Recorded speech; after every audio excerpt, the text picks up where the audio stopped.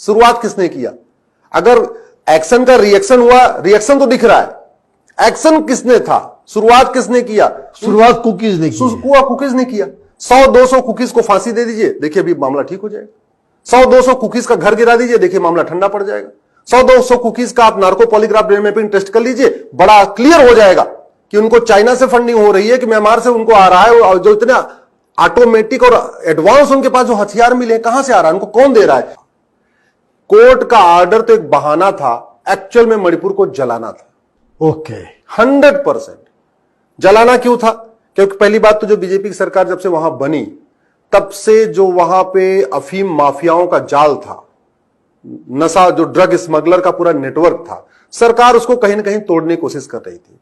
आपको ये जान के आश्चर्य होगा मनीष जी कि पूरे भारत में जो अफीम सप्लाई होती है वो सारी की सारी मणिपुर से निकलती है। माय गॉड, पूरा वहां पे पूरा जो कुकी आतंकवादी हैं वो पूरा का पूरा उन्होंने हाईजैक कर रखा है। वो पहाड़ के पहाड़, पूरी पहाड़ियों पे वहां पे अफीम की खेती होती है और वहीं से पूरे देश के युवाओं को बर्बाद किया जाता है। स्कूल में उनका नेटवर्क है, कॉलेजेस में नेटवर्क है। अब तो छोटे छोटे इवन 10वीं 12वीं के स्कूलों में कई बार अफीम पकड़ी जा चुकी है। राइट, ये उनकी सिचुएशन है। वीरेंद्र सिंह की सरकार ने जैसे उनको टाइट करना शुरू किया तो वो शांत बैठे हुए थे, डर रहे थे। वो अफीम फसल उनकी नष्ट की जा रही थी, वहां पे जेसीबी चलाया जा रहा था, सब चल रहा था।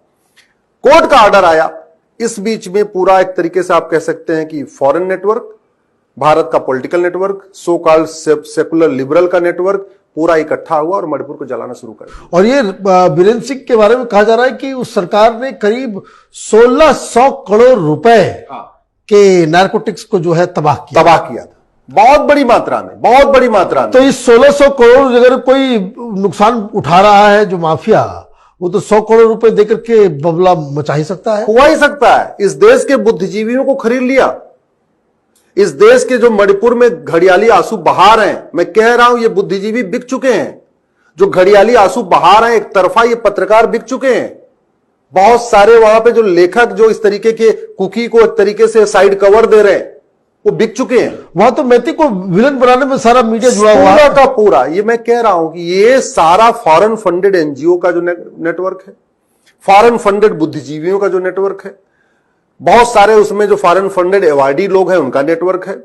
ये सारे के सारे मिलके मणिपुर के जलने का मूल कारण है। पहली बात तो अफीम की खेती, दूसरा है वहां घुसपैठ, तीसरा वहां पे मिशनरियों का इतना पावरफुल जो नेटवर्क है, बाहर से फंडिंग आ रही है, एफसीआरए के जरिए फंडिंग हो रही है, जो अपना म्यांमार के बॉर्डर है वहां के जरिए जो घुसपैठ हुई है। तो घुसपैठ, धर्मांतरण, नशे का कारोबार और फॉरेन फंडिंग हवाला के जरिए एफसीआरए, पूरा का पूरा जो कॉकटेल था उसने मिलकर पूरा मणिपुर को जलाया है।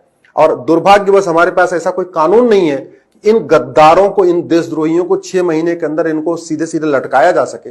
मुझे लगता है अगर चाइना जैसी व्यवस्था होती हमारे पास तो शायद, या रसिया की जैसी व्यवस्था होती तो मणिपुर का बहुत अच्छा इलाज हो जाता। लेकिन दुर्भाग्यवश हमारे पास न्यायिक व्यवस्था ऐसी है, पुलिस व्यवस्था ऐसी है, हमारे पास जो एविडेंस एक्ट है 1972 वाला चल रहा है, इंडियन पिनल कोड 1860 वाला चल रहा है, पुलिस एक्ट 1861 वाला चल रहा है। तो पूरा ये जो ढीला रवैया है उसी का फायदा उठा रहे हैं। ड्रग स्मगलिंग ऑर्गेनाइज क्राइम है, जो वहां पे अफीम की खेती हो रही है ऑर्गेनाइज क्राइम है। ऐसे लोगों के खिलाफ गैंगस्टर एक्ट क्यों नहीं लगा सकते? ऐसे लोगों के खिलाफ जो मणिपुर में हुआ, तो इसको तो मैं तो कह रहा हूं ये इनडायरेक्ट वॉर है, ये भारत के खिलाफ एक युद्ध है। तो मणिपुर में जो भारत के खिलाफ युद्ध हुआ उसके लिए हमारे पास एक प्रोविजन है इंडियन पिनल कोड में, सेक्शन 121, वेज वॉर कहते हैं। उसमें फांसी तक की सजा है, लगाना चाहिए और कोर्ट को बोलना चाहिए लगाओ इनके खिलाफ वेज वॉर लगाओ। इन्होंने पूरे मणिपुर को जलाया, मणिपुर में हिंसा फैलाई है। अल्टीमेटली इग्निशन पॉइंट कौन है? शुरुआत किसने किया मणिपुर को जलाने की? शुरुआत किसने किया? अगर एक्शन का रिएक्शन हुआ, रिएक्शन तो दिख रहा है, एक्शन किसने था? शुरुआत किसने किया? शुरुआत कुकीज ने की। कुकीज ने किया। 100-200 कुकीज को फांसी दे दीजिए, देखिए अभी मामला ठीक हो जाएगा। 100-200 कुकीज का घर गिरा दीजिए, देखिए मामला ठंडा पड़ जाएगा। 100-200 कुकीज का आप नार्को पॉलीग्राफ मैपिंग टेस्ट कर लीजिए, बड़ा क्लियर हो जाएगा कि उनको चाइना से फंडिंग हो रही है कि म्यांमार से उनको आ रहा है। और जो इतना ऑटोमेटिक और एडवांस उनके पास जो हथियार मिले कहां से आ रहा है, उनको कौन दे रहा है? उन्होंने खरीदा आया, पैसे से आया, कहां से? भाई पैसा बहुत चाहिए होता है, हथियार तो मुफ्त में मिलता नहीं है। मैं इसलिए कह रहा हूं मनीष जी, बहुत बड़ी हमारे सामने थ्रेट है।